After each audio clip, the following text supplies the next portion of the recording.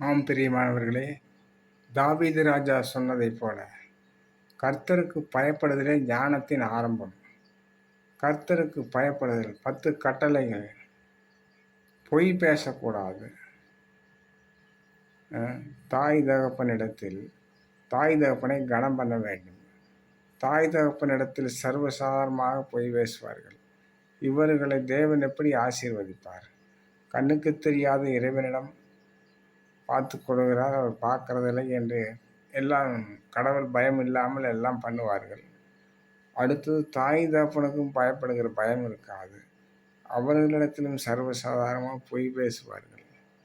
இப்படி அவர்கள் எந்தெந்த பிள்ளைகள் கடவுளுக்கு பயப்படாமல் இருக்கிறார்களோ அவர்கள் தாய் தகப்பனுக்கும் பயப்பட மாட்டார்கள்.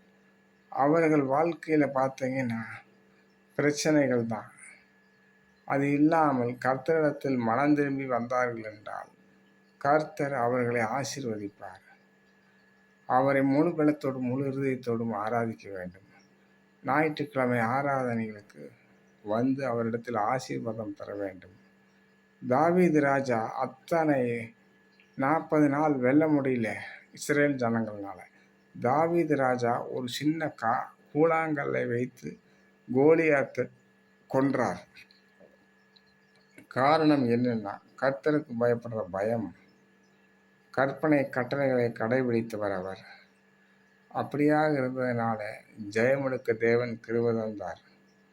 அவரை ராஜாவாய் மாற்றினார். அதே போல பிரியமானவர்களே, கர்த்தருக்கு பயப்படுங்கள். கர்த்தருக்கு பயப்பட்டால்தான் நமக்கு ஞானம் தருவார் அவர். இந்த உலகத்தையும் பிசாசையும் மாம்சத்தையும் எல்லாம் ஜெயிப்பதற்கு அப்படியாக அந்த ஞானத்தினால எல்லாவற்றையும் ஜெயிக்கலாம் பிரியமானவர்களே. God bless you. ஆமென்.